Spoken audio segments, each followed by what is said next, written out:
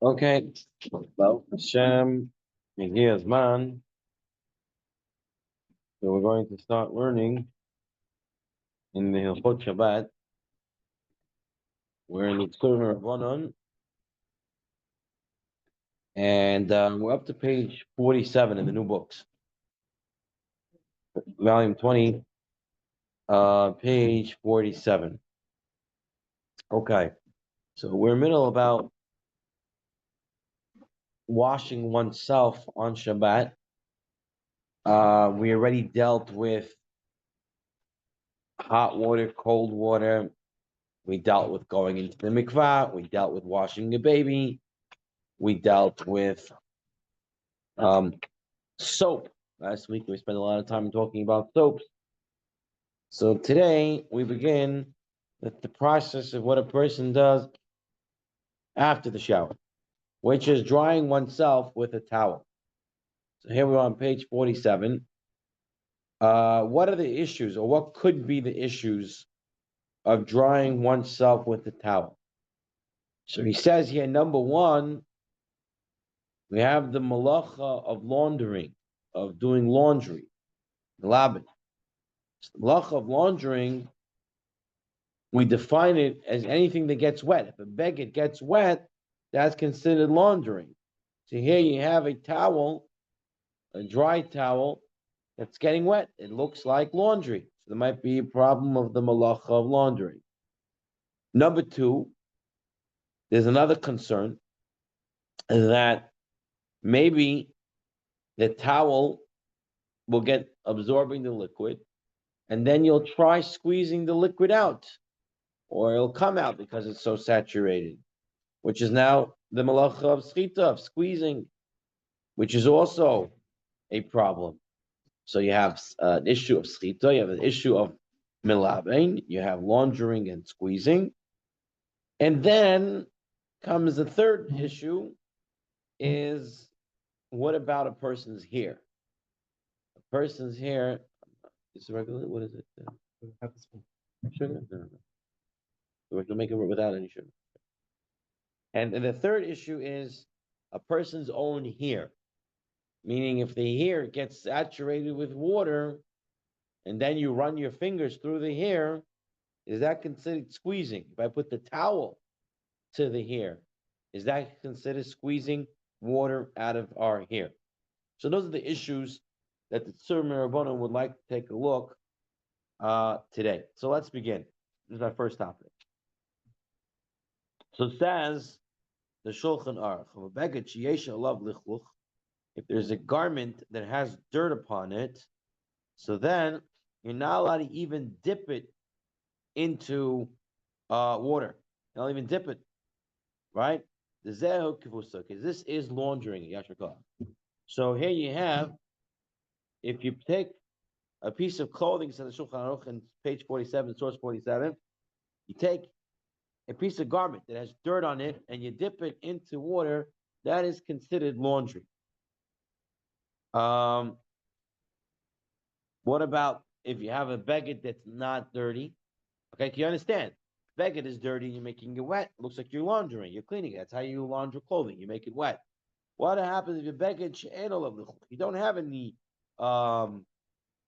dirt on it? What about that? So says the Rama, mutter l'tetel of mayim mu'atim v'lo. You can put small amount of water on it, but not a lot. And there are some that aser it and say forbidden in all inyanim, in all cases. So here you have it. You have the towel. So what can you do? Can you use it or not? Right? If it's a begin, right? And Shulchan Aruch said if it's a dirty begin, then you can't make it wet. Even a little bit of wet looks like laundry. Ramaz says if it's clean and you make it wet, maybe that's mutter. If it's a little bit of water, if it's a lot of water, no. And then he says it's usher in all. No, there's no says usher always.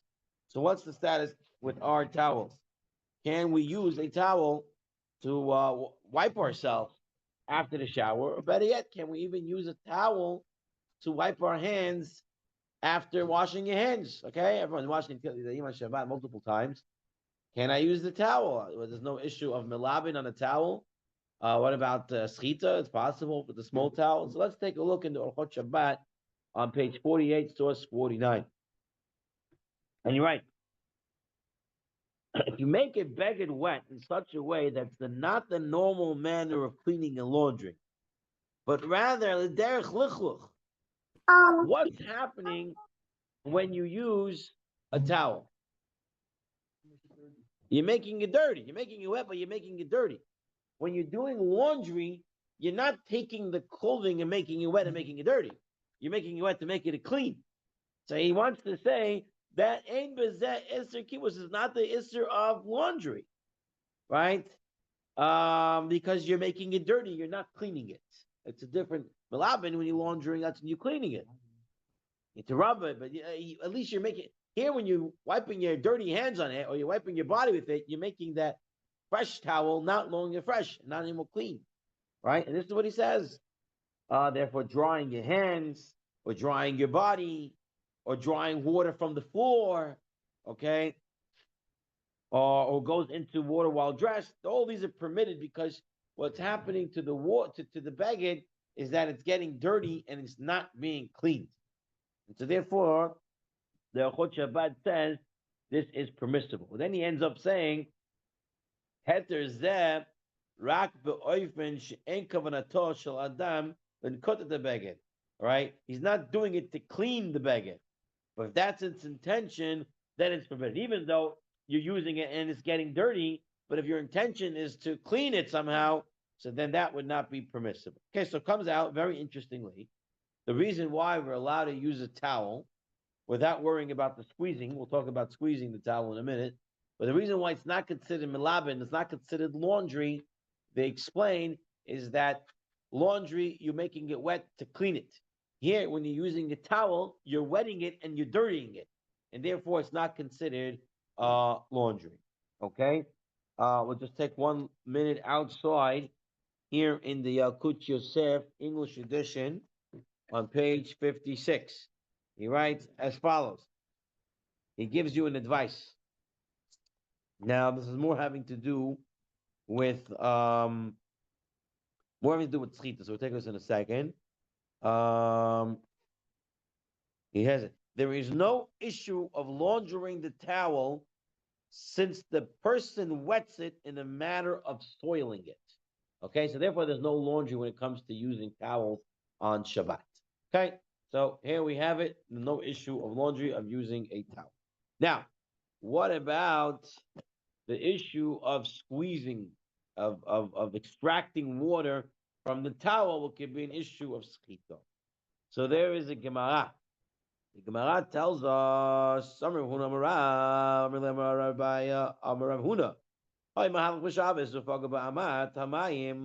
person is walking on Shabbos and he comes to a stream of water, right? If he can put his foot down without the second one going over, then it's permitted. And if he can't go over like that, meaning he's going to have to go into the water, then he's not allowed to do it. So, he's going to go into the water, make his wet clothing. Well, so what's the issue? Let's take a look at the next part. What do you want him to do? Says Rava. What should he do? He needs to cross the river. If he goes around the river, then he's going to be walking extra. If he walks through the water, then he might come to do schita. So kivan delay efsha shavardami. Since that pasuk goes any other way, it's permitted for him to jump over the stream. So what's the issue here? From the Gemara, it seems to be that if you're going to walk through the water, your clothing is going to get wet. And if the clothing gets wet, you might come to wring it out. Okay? And that might be an issue. So let's take a look at the next Gemara that he brings over here. That's source 51. It tells us as follows. Interesting. A person is allowed to dry himself with a towel and leave it in the window, in the bathhouse. And one may not give it to the bath attendants. Okay, remember these bath attendants are always messing up things. Right? These balanim, they're always heating up water. They want to use the towel, so they're going to dry it out again. They're going to wring it out. So you're not allowed to give it to them because they are suspect. We're choshid them. Alot adover. Rabbi Shimon says he can dry himself with a single towel and carry it in his hand into his home. If he has an Erev there, he can take his towel back home from the bathhouse. Rav Chia bar Abba said the halach is that one may dry himself with a towel. With a towel, and he can bring it into his house. Okay, so here we have a Gemara that says what? You could use a towel, and it's not worried about squeezing.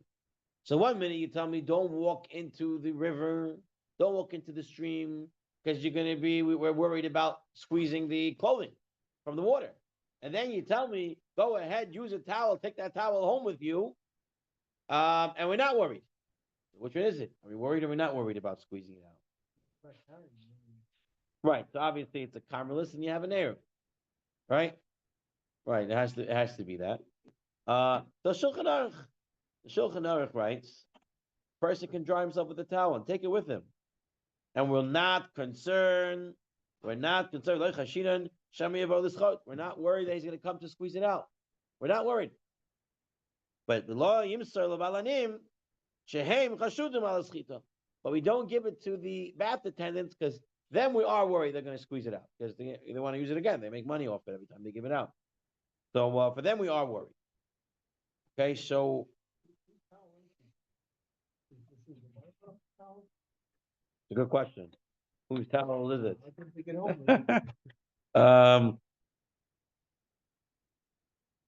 Maybe you can take it and go. You got to pay for it then. If you use it, it's a different rate, right? If you use it there and you return it, it's a different rate. If you take it and go, then it's a different rate. If you go to some of these water parks, they have, if you don't bring the towel back, then you get charged full price or something like. I don't know how they know who took it, but if you bring the towel back, you get this. The charge goes off. But if you take the towel and you don't bring it back, you get maybe this is the same way. So we're saying, yeah, you can use the towel, but take it home then. All right, you can't leave it there. If you leave it there, then they're going to be choshed on schita. Okay, so now we have to understand why is it. Lamar said, why is it this way? Why is it when the Gemara said about the clothing and walking into the river, we're worried about squeezing out the clothing from the water, and why it came to the towel, it wasn't. We're not worried about it. We're not worried about squeezing out of the towel. Why is that? So here he brings in the box. On page 49, he brings in the Mishnah Berurah a summary that the Achronim give different arguments to why there's no concern a person would squeeze out and wring out a towel on Shabbat, even though there is a concern when it comes to clothing. So he writes over here, according to the Vilna Gaon, because clothing he has to wear it back. Hold on, let's see the Vilna Gaon first.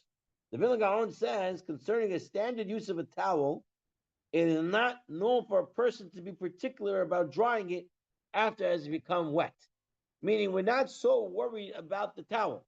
It gets wet, well, guess what? That's why it's there, the towel. So it gets wet, it stays wet. We're not worried about drying it right away. I mean, when you're bringing it out, you're trying to dry it. So you're bringing it out. Here, I don't worry about my towel. It gets wet. It's supposed to get wet and stays wet. That's the Vilna Gaon. The Yad Abba says there's no need for a preventive measure when it comes to a towel because you're talking about a little bit about water. The towel is not getting saturated to that extent that you have to come squeeze it out. So he's saying it's a practical matter.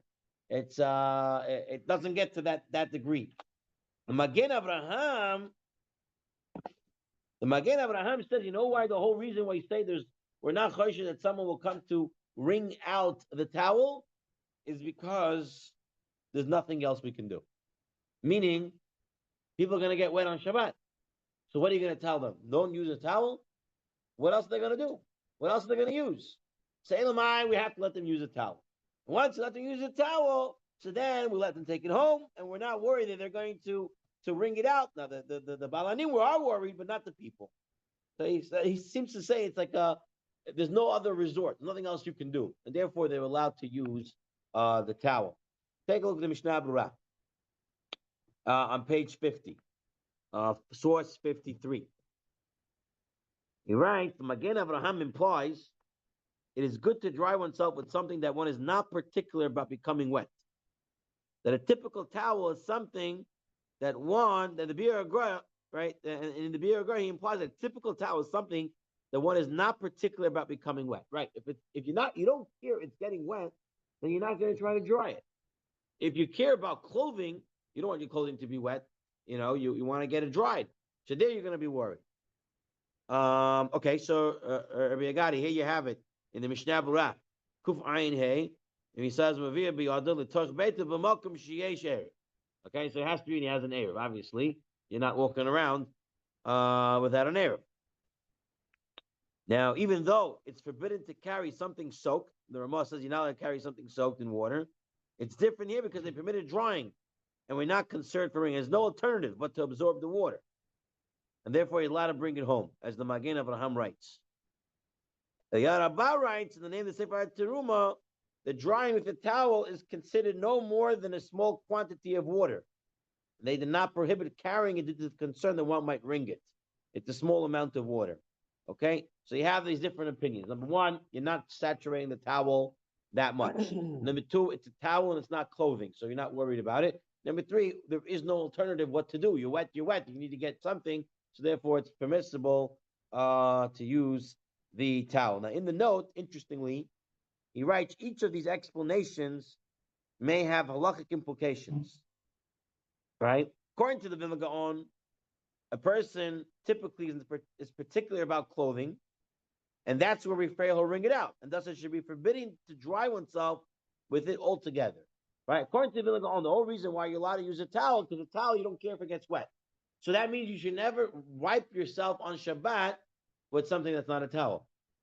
Because the whole reason why he's allowed is because it's a towel and not clothing. And clothing you're particular about, therefore you can't use that to wipe. According to the Yarabah, the garment is small, then even a small quantity of water can make it trouble. Some of these hand towels, you sometimes find these hand towels, like the 2x2s, 4x4s, whatever it is. So you wipe your hand, there you go, something like this. You wipe your hands on it, it's going to get fully saturated. The Yarabah says there's no problem with towel, because the towel, whatever you're wiping on it is very little compared to the towel. So if it's a small towel, perhaps that's going to be a problem. The Orla Tzion also writes like that. If it's a large garment, will be permitted. And according to Magen Avraham, that we said that the only reason why we allow you to use a towel because that's what you use, and what other resort you have, what else you can do, then again, it should only be a towel. Now, we mentioned something interesting. We said if the guy if he walks into the water, right, he'll come to squeeze it out. So let's say a person is walking, Elisa, he's walking, he goes into a puddle, he gets rained into, right? He gets rained. He gets stuck in the rain. Yeah. And now his socks are fully wet. He wants to take it out. But now every step he walks, what happens with the socks? You ever got fully wet? So what happens over here? So what is he doing schita? No, but this is something. He's all wet. Let's say the guy is wet from head to toe, and now he sits on the chair. He sits on the chair, and the water comes out from his body, from the clothing. Something no nichalo. Something. You don't want it. ניחלה, you don't want the water. לא, זה מה שאני אומר. אני אומר, אתה לא רוצה את זה. אתה לא רוצה, זה בגלל זה. אז בגלל זה, אם אתה יושב על זה, outside of the Tzurba, I'm looking at Sefer Chaim Olamim. He writes as follows: if one's clothing became wet while being worn, such as due to sweat or being caught in the rain, right? It happens. They may still be worn, and one is not required to change his clothing, even though they might be squeezed as one is moving around. Okay, now, 1 second. The reason for this is because it is neither usual for one to launder the clothing that is currently wearing, right? So it's definitely not melabed, right? You're not including anything. You're not wearing. Likewise, it's permitted to walk around with wet socks, even though he's inevitably squeezing out the water from the sock with every step he takes. Yeah. Now, why is this permitted? He writes here in the footnote as follows: it's permitted since the water itself ends up being soaked back again, and therefore there is no malacha being done. Right? Tzchita is usually done to extract something that you want and put it somewhere. Right? You're getting the juice out of the fruit. Right? He says here you're squeezing it out, it's going right back in. It's not like you're squeezing it out to anywhere. Furthermore, it's only a rabbinical prohibition. and one neither has the intention to remove the water from the sock, nor is it being squeezed in a normal manner. So it's the Rabbanan, and I'm not having kavanah to squeeze it out. I'm just walking. I need to get home. I'm stuck in the rain. I'm trying to get home, right? So hence it's permitted. Hence it's permitted, right? What about a wet carpet? So Shomazam was asked. Some kid spilled tons of water on the carpet. Okay. Now it's a wet carpet. I'm going to step on the carpet, and I'm going to be squeezing. If you can avoid the carpet, the best thing. So Shomazam wrote that one may step on a wet carpet, since the water is squeezed out, gets soaked back up into the carpet afterwards, and that's not the malach of stika. So if it's going right back into where it came from, that's not the malach of stika, and that would be okay. So interesting cases. Same thing with the socks. Yeah, same thing with the socks. Yeah, that was one of the reasons why we said for the socks. Inside the shoes, they go out, in and out, in and out. Yeah, for sure. So everyone experienced that once in their life at least, that they got wet. Oh, Yeah, socks with it. It's never good when you're in it, but you look back to it, it's like, it was an interesting story. Anyway, okay, fine. That's on that. Fine. All right, now we come. What about wringing the hair? So, not all of us have a lot of hair, but I have a lot of hair, Baruch Hashem. So, you have hair, water in the hair. It's the same way you do schita from the towel and you pull out the water from the towel. What about if my hair has a lot of water, right? And now I'm sort of pulling out the water from my hair. Why not? Because the hair does not absorb. Okay. Does not absorb. You're saying good. So let's it's like a plastic. It's like a plastic. Let's see. Let's go through the case.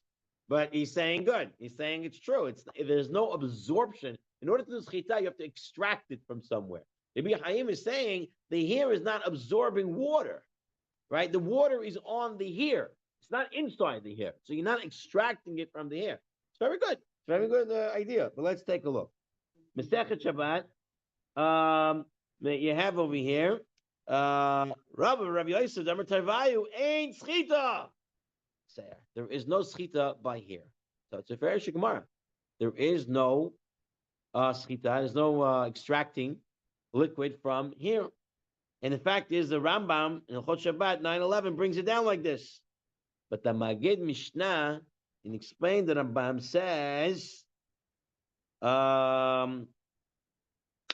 Umihu isura ika. You do have a prohibition, meaning when the Rambam, according to Magid Mishnah, the Rambam said what the Gemara said, that there is no squeezing out by here. They meant that it's not a trumalacha in the sense of being chatat, but still there's a drabanan and it's isur.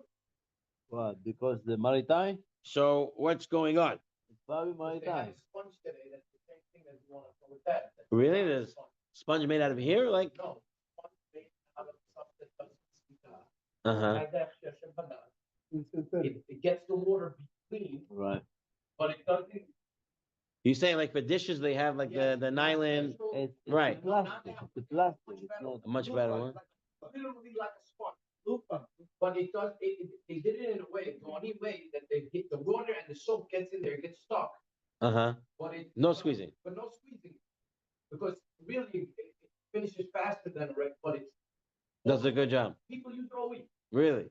That's how good it is. You have to show me this product. I don't know this product. $6, $7. Shows me. I show you. Now, take a look at the Ketzot HaShulchan of Abraham Haim Naeh, what he writes about this hair business over here. So, first off, by saying, he says like this. He brings the Yeshuot Chochmah. There's a Sefer Yeshuot Chochmah, and Yeshuot Chochmah wrote that people go to mikveh. When they come out of the mikveh, they are rubbing their faces and their eyes with their hands in order to remove some of that water. And they say for Yeshua Chochmah, right, on Shabbat they shouldn't do this because they're wringing out the hair from the water from their eyebrows and their eyelashes. You're right, but the Sefer Yeshua Chochmah said there was. So Chaim Naeh writes, so we have to understand it. Because the person's actually bringing the water, and it's a pasik reisha the nichala. He likes it. He wants the water out. So therefore, he writes, you don't know, they shouldn't be doing it. It says Rav Avram Chaim Na'eh, he writes, but it's not compelling. It doesn't make sense. For even when people wash their face in the morning, the water enters the eyelids, and when rubs his face, the water is wrung, and there's also hair on the hands, and there's no question you're allowed to rub your hands when you wash your hands. It can't be any other way. And Chazal didn't make Gzeira. Same is true when someone comes out of the mikveh. He's not required to be uncomfortable. He can take out the water from his eyebrows and his eyelashes. Right. So here he makes a chakira. Now he says, it's possible. The sarot shel hayadayim ein behem iser schita. The schita lavirak the kibbutz shel sarot. It's only when there's a large amount of hair that are very close to lazur. Shemaim ki'ilu nivla'u b'tocham. Ki'ilu nivla'u b'tocham. It's as if the water is saturated in them. I've seen it. Yeah. According to that, what you're saying, this would be asur. Because the ki'ilu looks like it's being absorbed. Yeah. Yeah. Water stuck between the It's the same idea as the hair. Synthetic fiber itself doesn't absorb. Right. In between it is there. So Chaim Avnei says, but Avasarot Nifradot, that is only so that are separated. Kil Shal Hayadayim. Now I don't know if everybody's hairs on their hands are so separated. There's some people who have a lot of hair on their hands and it's not separated. But Abraham Schita. And he says the same thing with the eyelashes. They're not touching one another, and the imbahem schita. So Rav Avram Chaim Na'eh wants to make a differentiation between head hair and body hair. Whereas head hair, it's all together, right? And whereas hand hair and hair on the face, the eyelashes, eyebrows are not all bunched together. And it's when it's bunched together, ki'ilu nivla'u b'tocham, as if it's absorbed between them. Okay, so that's him. The Shmirat Shabbat Gilchata rules that you're allowed to dry yourself with a towel on Shabbat, and you're here. And the wringing does not apply to hair when using a towel. Shmirat Shabbat Gilchata says using a towel on the hair is not a problem. What's his reasoning? He writes as follows: it's permitted to dry the body of the hair, but it's forbidden to wring the hair in any way that is not drying. Meaning, if you're doing something to your hair to get the water out, but not through drying with a towel, that wouldn't be allowed. And in a situation of discomfort, it's permitted to rub the wet hair, and this should not be forbidden because mishum schitata, because the ain't listen mishum schitata mayim, and you don't ask them to become schitata mayim because there's no schita by hair. Talking to people like they have really long hair, so really like a woman, or because you and me and the people have a short. There is no, you cannot really make it. I think my hair. You are making. You are doing niguv. He said niguv is no problem. Niguv, right, like you take the towel and you just do like you're patting it down. Yeah, that's no problem. There's no schita, and there's no schita. Ken, ki'ilu. No, but by woman, if she has a long one, it looks like it's marit ein. Looks like schita. If you take the hair and you do this, the water gonna come out. Here, so if you take a look at the hara over here, hara samach vav. So in source 57, he brings in the Shomer Zaman Orbach. He writes in which the wrong water is being lost. The liquid is not extracted for the sake of retaining it. When you're taking the water out of the hair, you're not taking it to use the water for something. It's not like I'm squeezing a fruit juice and I want the juice, right? I'm just taking it out. And he writes further, but here there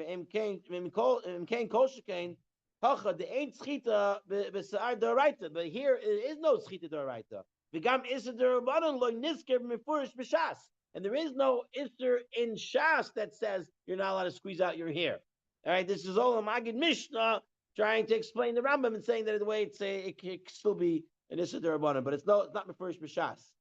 And it is thus reasonable that it's indeed permitted if the wrong water is immediately swallowed into the towel and is never readily visible. So that's why he says, if you take it out and you're bringing out your hair without a towel and the water is coming out, so then that looks like schita, even though maybe there is no schita here. But the Maggid says there is a rabbanon schita, so therefore don't do that. But if I'm using a towel and the water is going directly into the towel, I've never seen the water come out. So there is no ki'ilu schita, right? There's no weird iron schita because I don't even see it. It's going straight in. And really there is no schita when it comes to hair. Therefore, using a towel directly on the hair, not going to be a problem. Right. And then he writes again, when there isn't a large enough amount of water in the hair that it possible to bring it out of the towel, it's obvious it should be permitted, right? If you have so much hair, like you have Rapunzel's hair, where you have so much hair, they're going to use a towel, it's going to get soaked with so much water, so that's going to be a problem because then the towel is going to get full of water. But if you have normal amount of hair and the towel is not going to get saturated to that point, you don't have what to worry about. Shulchan Shlomo over here on source 58, page 53, regarding wringing the hair. In any case, everyone writes that it merely appears from kulam katush is a rak near keschita. It just looks like it. And when you're using a towel, and the shayach klal schita it's not schita as all. So if you use, it's not schita, it's right, just moving the water from one place to another place. So they're saying using a towel, you have no problem. Using a towel on your hair, it's not a problem. The issue would be if you're extracting the water from your hair without a towel. Then that looks like ki'ilu with schita, even though it might not actually be schita. Okay. Now, we'll take a look. That's why they say you have to put it on the towel very lightly. That's not for the hair. That's for the towel itself. Right? Because if the towel gets too saturated and you continue to use it, then you're squeezing some of the water out of the towel. That's what they're telling you to pat dry. Not so much of them. Right. So that we don't have a problem with our towels today. All the Tzion says that. But let's take a look over here. Outside of the Tzurba for a moment, I'm looking in the Yalkut Yosef. He writes over here, what about washing a beard? You're allowed to wash your beard on Shabbat. You should be careful not to squeeze out the water from the beard. You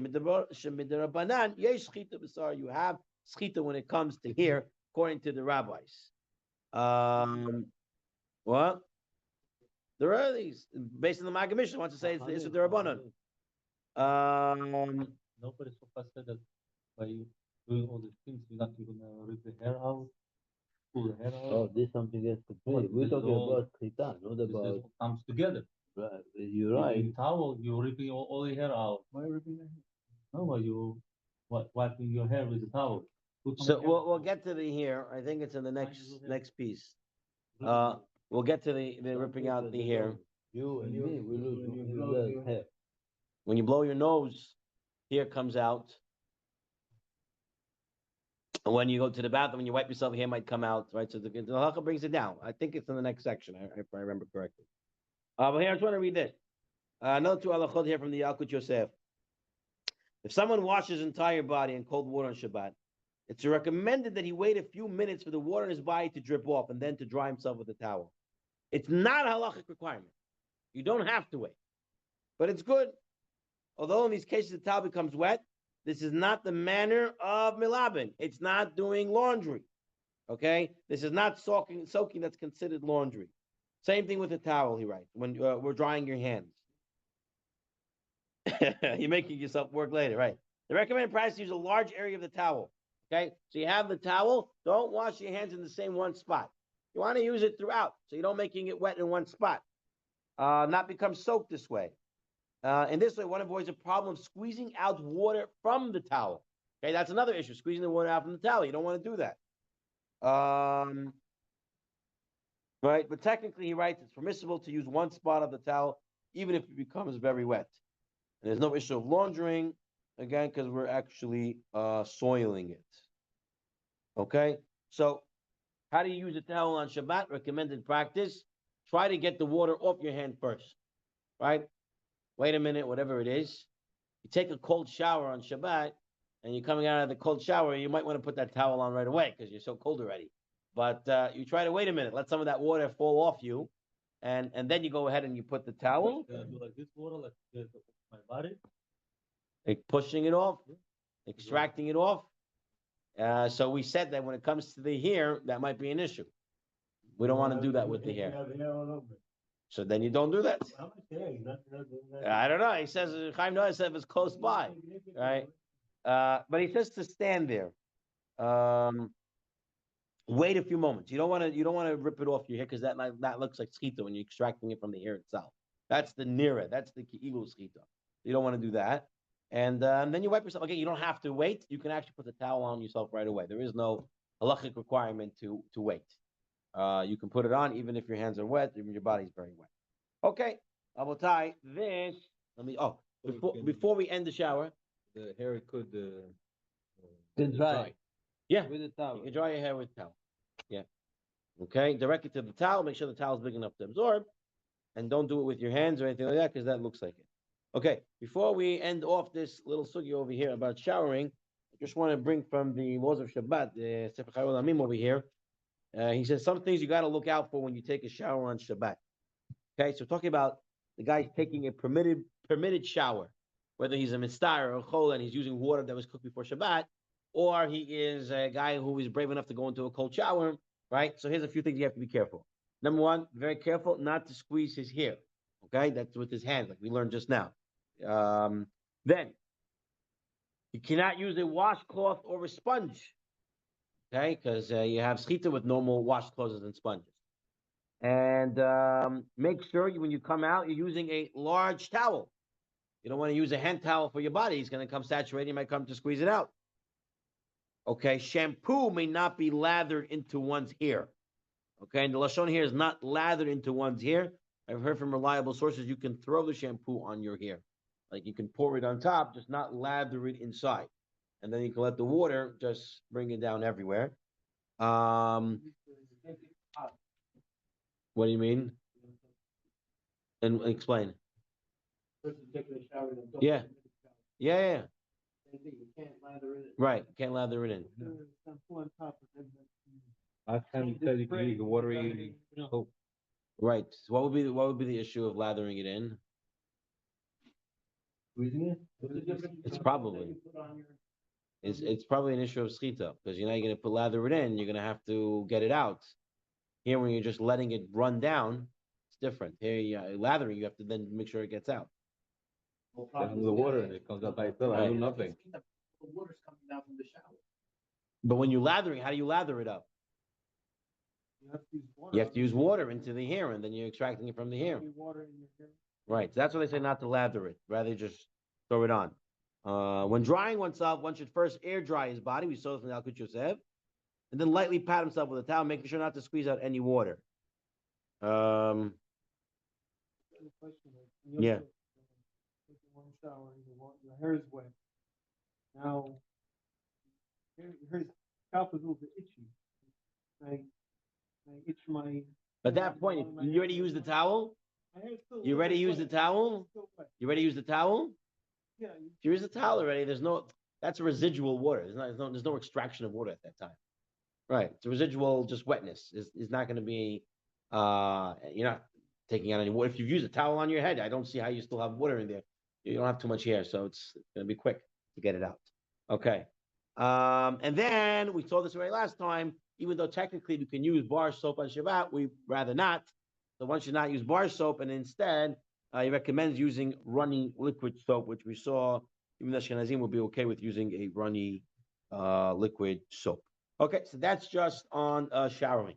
Let's move on to our next sugya in Hilchot Shabbat, and that's going to be found on page. We're skipping a couple of pages. We're on page 73 now. Okay, we're going to come and we're going to discuss the malacha of gozez. Okay, this is the first of the 13 malachot of making clothes. They start from sharing wool from a sheep. Huh? Okay, page 73. So what is the Av Malachav Gozeh? Says the Rambam here in source number 1 on page 73. Gozeh Tzemer, someone shears wool or hair, Bein min habehema, bein min nachaya, bein min nachai, bein min hames. And even if he takes it from the skin, shalahain chayiv. Okay, so in all these cases, he is chayiv if he removes wool or hair from the animal or a beast. Says the Menuchat Ahava, Rav Moshe Levi. He writes, the Malachav Gozez is one of the 39 Malachot. The essence, what is it? Miut Malachot Gozez, he is detaching and uprooting items that grow on the body of animals, such as hair, nails, moist scabs, and warts. Anything that's on the body of the animal that you're taking off is gozes. As we find that, where was it done in the Mishkan, right? Where is the malacha done in the Mishkan? They would shear wool from animals required for spinning wool strings, for the weaving of the parochet, for the curtain, and other items that you would use in the Mishkan. There was a tahash hides that also needed some removing of the hairs from the hide, the leather of the animal. So you had this melacha, and that's one of the 39 melachot. So that is the essence of the melacha of Gozez. And he continues on the next page, on page 74. But you should know that cutting off the limbs of an animal is not Gozez. Okay? That's not Gozez. As long as the animal are part of the body of the animals and do not grow on the body, like hair and nails. So Gozez is if you remove something that grows on the body, not the body itself. That's the definition of the malacha of Gozez. So now, what about pulling out, this is your question, pulling out human hair on Shabbat? Or the guy has a nail, and he takes off the nail on Shabbat. Yeah, the fingernail, toenail. Okay, maybe if it's already damaged, this and that, we'll see. Okay, but that's the idea. What's the halacha? Taking out a human nail, fingernail, taking out human hair. So you have a Mishnah. You have a Mishnah Masechah Shabbat. And Perik Yud, Mishnah Vav. It says someone who removes his fingernails with one another, meaning without scissors, or Bishana with his teeth. And the same is true. He takes out his hair. And the same with his mustache, the same as with his beard. Rabbi Eliezer, Mechayev. Eliezer says the Mechayev that it's a Torah prohibition. It is the malacha of Gozez. And they're going to be Hayav Hatat. Bechachamim Osurim Mishum Shvut. But the rabbis say it's not the actual malacha, but rather it's a Shvut, it is the Rabbanan. Okay, so you have a machloket over here, Rabbi Eliezer, who says that it is a Doraita to pull out your hair on Shabbat, or to pull out a nail on Shabbat, where the Chachamim say that it is a Drabanan. Okay, let's see now.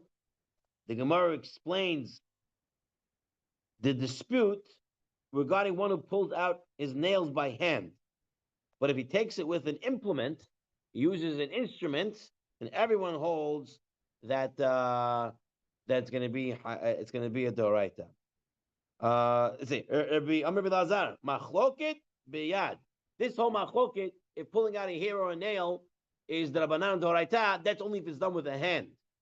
Okay, so it's like shinui somewhat, right? Of a keli, haya. If it was a keli, if we use a nail clipper or a razor or a scissor, it's going to be a doraita. Now, the Tosfot in Masechet Shabbat says, why is this? What's going on here? What's the malacha here? It's a malacha she'enat tzricha legufa. I don't need it, right? Since one who cuts his nails in here typically does not use them, I'm not using my hair and nails afterwards. It's not like I'm taking the nail and throwing it into a potion and making an incantation and using it for something. I'm not using my hair nails. I'm throwing it off. So it's a malacha she'ena tzicha legufa. And we learned that that for malacha she'ena tzicha legufa, you're not going to be hayav. So what's going on over here? So says Tosfot, I knew Kribi Huda, the mechayev malacha she'ena tzicha legufa. This Gemara that says, if the Ezra says that you're hayav, that's talking about, that is according to Yehuda. When it says she'en tzricha, she'melacha she'en tzricha, is still hayav. Okay. Now, the Rambam writes, one who cuts his nails. Circle the Rambam, source 6, Hilchot Shabbat. Someone who cuts his nails, hair, mustache, or beard, Hareze toldad gozez v'hayev. He's hayav. It's a tolda of gozez, right? Vehu shitul bekeli. That's if he's taking with the utensil. Aval im natlan beyado ben lo ben lacher, then he's potter. He's not hayav. So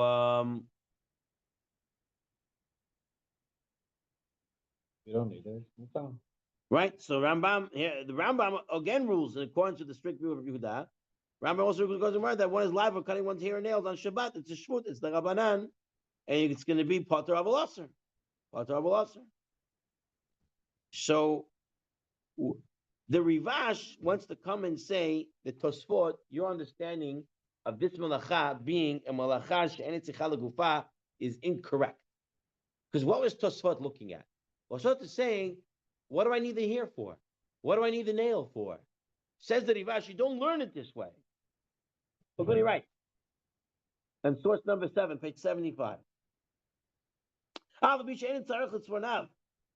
Even though he doesn't need those nails, and he's gonna throw them out. Chayiv. Afilu Rabbi Shimon. Dipatem melacha she'en tzricha legufa. Shaharei hanitila hi hamelacha. The removing it is the melacha, not what you're doing with it afterward. That's what they're saying. I'm not doing it with the nail. I'm not doing anything with the hair. So melacha she'en tzricha legufa. Why are you saying mahayav? Why are you saying it's asur? Should be okay. So the Rivash says no. That taking it off, that's the malacha she'tzicha legufa. That is what the whole thing is. As gozez was performed during the Kesod Mishkan, not for the purpose of the wool and the hair, but merely for the purpose of the hide, for removing the hair from the hide. Right? That itself was the malacha. So it's a malacha she'tzicha legufa. That's the actual malacha. Therefore, one is liable when everyone requires the actual malacha, even if it does not require the hair. So if you want to take off the hair, if you want to remove the nail, well, that's a malacha she'tzicha legufa. That's a malacha of gozez in its full sense, says the Rivash. And it's similar to one who digs a hole and requires the hole. You're not going to say, oh, I don't need the earth, I don't need the hole, right? No, you need it. And therefore, is going to be hayav. And says the Shulchan Aruch, like the Rambam, asori tos arot swaranav. You're not allowed to take off your hair or nails. Ben beyah, ben bekeli, ben la'asmo, ben la'achirim. The hayav ashtei sarot, and the requirement for the hair is cutting 2 hairs. That's the requirement for the hair, 2 hairs. Okay, so we have in here that no, that doesn't say that. That doesn't say that. But I guess hair is so small that you need to have 2 to be considered that it's cutting, doing something. Okay, now, so what do we come out with? We come out with what? Taking off hair or nails is a malacha itself. That's malacha of gozez. It's going to be asur. You do it with the keli, it is a doraita. Okay, hayab. If you do it without a keli, it is patur, but aval asur. You're not allowed to do it. Right. Now, source number 9, the Biagra. Biagra writes, the Shulchan Aruch writes without qualification, because he's learning like the Rambam, the halacha follows of Yehuda regarding melacha she'en tzricha legufa, and the Gemara proves the halacha of Yehuda.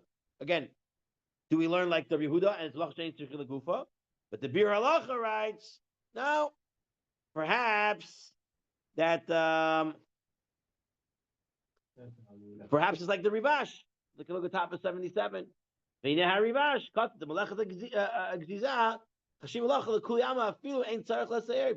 don't even need the hair, right? The fact that you want to remove it, that is the malacha. So not necessarily from here we see malacha she'etzich ala gufa is chayav. Perhaps it's like the rivash, and it's that you want to remove that here and you want to remove that nail. Therefore, it's an actual full-fledged malacha she'tzicha legufa. So perhaps halacha is still going to be Shimon. Okay. Now, what about if you have a broken fingernail, and it's very painful? Would that be permitted to take out or not? Okay, sometimes it happens. Your nail breaks, it's hanging halfway, and it's more than halfway hanging off, and it's very painful. Is there any leniency to pull out your fingernail in such a case? The Pinchas says yes. It's painful. Okay? Or it's not comfortable, whichever one. Let's see. Rabbi Shimon Lazar says a fingernail, the majority of which has been severed. So if you have a fingernail, and most of it, you're allowed to take it off with hand, but if you take it over the keli, you're hayav hatat. So the Gemara says, what are you talking about? How could you have that if you do it with the keli, you're hayav hatat, and if you do it with your hands, going to be completely mutar? That's a very big jump, right? It's too far. So this is what Rabbi Shimon Lazar was meant to say. If the majority has been cut off, removing the rest by hand is permitted. That's mutar, if you take it off with your hand. If he takes it off with a keli, it's patur aval asur. You're not allowed to do it. And if the majority has not been cut off, then if you remove it by hand, that's patur aval asur. If you remove the keli, that's hayav hatat. Okay? Yeah, there's two cases. If it's majority, mostly already off, or mostly still on. If it's mostly off, then you're allowed to take it off with your hands for sure. That's mutar. If you take it over the keli, that's patur aval asur. If it's mostly on, then you cannot take it over with your hand. That's patur aval asur. And then you take over the keli, you're chayav hatat. Okay? And the halacha is in accordance with the opinion of Rabbi Shimon ben Elazar. Rabbi Bar Chana said that Rabbi Yochanan said there's partially severed portion of the nail causing pain.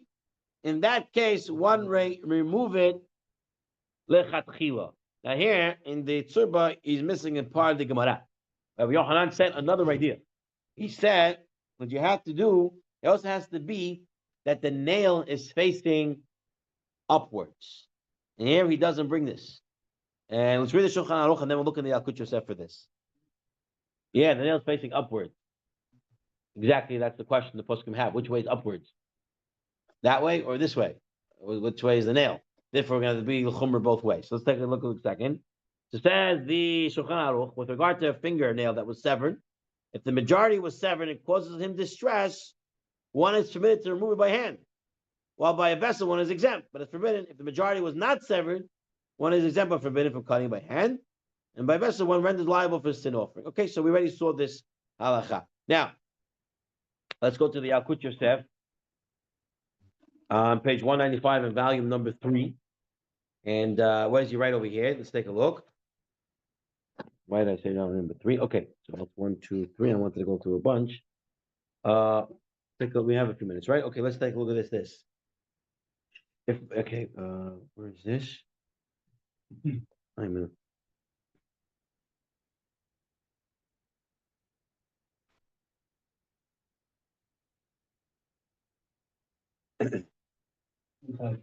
One second.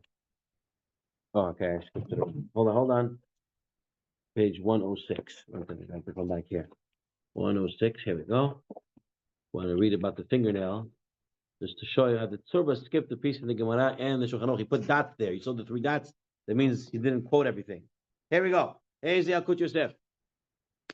If most of the fingernails become detached, partially from the skin, and it hurts, it's permissible to remove it by hand without tools on Shabbat. Likewise, if pieces of dried skin have separated partially from the body and they hurt when touched, one may remove them on Shabbat. Chachamim ever stipulate this only if they have become detached upwards. So if you have skin over here or the nail over here that is coming off, okay, and it's partially severed off the thing, only if they become and they're detached upwards. Now the poskim disagree. What does it mean upwards? Some means towards the wrist, other means towards the fingertips. Because of this agreement, we cannot take advantage of our sage's leniency, and we may not remove the detached nail or skin in any case. Regarding removing the detached fingernail, Ran Shon Tzion wrote in the second edition of his Halichot Olam that one may remove the detached fingernail in any case if it causes great pain. So Rabbi Daniel was saying was a discomfort or pain. It causes great pain. And that you will be allowed to. The prohibition of facing upwards only to dried skin. That's the Rabbeinu Hameidi also learns like this. Upwards, some want to say the upwards applies to both skin and fingernails. So, and first Chabad you said yes, and then not. So, question is, fingernails, you're allowed to take off, it's partially severed. So now we're saying you're allowed to. According to the second version of the Halilot Olam, you're allowed to take it off if it's very painful. The skin around here has to be facing upwards. Now, upwards, we don't know what it means upwards, so therefore you cannot take it off. Okay, so that's on that. Now, we're talking about gozers. We're moving here, so it'd be Yosef asked, well, we're moving here from when I'm washing my hands. Hairs come off. How's that, Mr. Molna? Take right over here.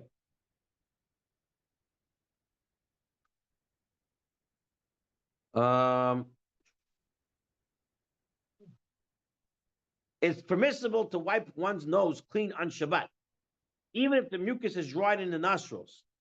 It does not matter that one might pull out some hairs. Why? Since this is not the intention. It's not my kavanah to pull out here. I'm not trying to pull out here from my nose. That I'll do before Shabbat. So now, even if there's no doubt that by cleaning out the mucus or removing the hair, it's a pesik reisha, right? Since plucking out the hairs by hand is prohibited only by sages, and he has no desire to perform it, remember, it's an issue d'Rabbanan. When you pull out the hair, you're not using a keli, so it's not hayav hatat. It's a pator aval asur, it's d'Rabbanan. And it's pesik reisha, d'la nichale, b'Rabbanan, and therefore it's permitted. Okay, that's why you're allowed to wipe your nose. Same thing he says. Person wipe himself clean even with water after using the restroom. It doesn't matter that some of the hair will come off. It's the same reason as wiping the nose clean. He says, although there are some poskim that wrote should be very careful not to detach any hairs, this is only for the great pious people. And you can act leniently. Someone wipes himself gently and avoids touching any hairs, he'll get a special blessing. When a man washes his face on Shabbat, he may rub his beard, although he might pluck some hairs out, right? He may do so without fear, being punished for it. But anyone who refrains from acts that might pull out his hair will receive a special blessing. Okay? So you wash your face, you want to wipe it, you're allowed to wipe it, even though a hair falls out. Again, it's okay. You want to be extra careful. For sure, you should be extra careful, and you get an extra bracha for doing that. So that's on the hairs. That was the question, right? So that explains that. Now, the question is, we told me if I use a keli, that's the doraita. I'm not allowed to do that, to cut with a scissor the hair. What about using, like back in the day, I don't know if still today, but a lot of yeshiva guys used to shave their beards with the cream. You put the cream, and then they would take the card, and they would the hair would come off. So that cream, the depilatory cream, that cream, and removing the hair, is that a doraita, or is that not? That's not a keli. What is that? Is it? So it brings over here that the Chief Pesach Frank would say that it is. It is. It will be considered a keli, and it's going to be a malacha doraita for taking it out that way. What about removing the hair using the cream and then the card? That is a normal way of removing it, and it's considered as using a keli. It's chayav. It's malacha doraita. I just want to end off. We have one more minute. Let's end off this section.